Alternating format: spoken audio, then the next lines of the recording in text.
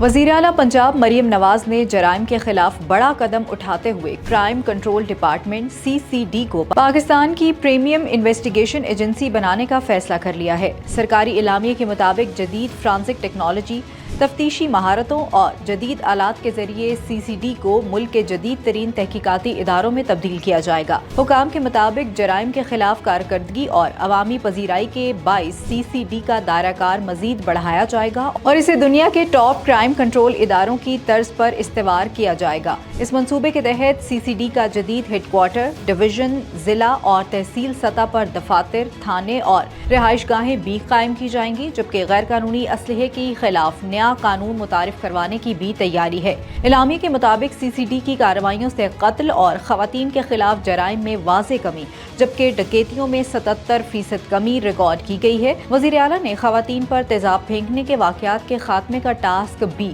CCD کو سونپ دیا ہے۔ اپڈیٹس کے لیے دیکھتے رہیے WeNews.pk۔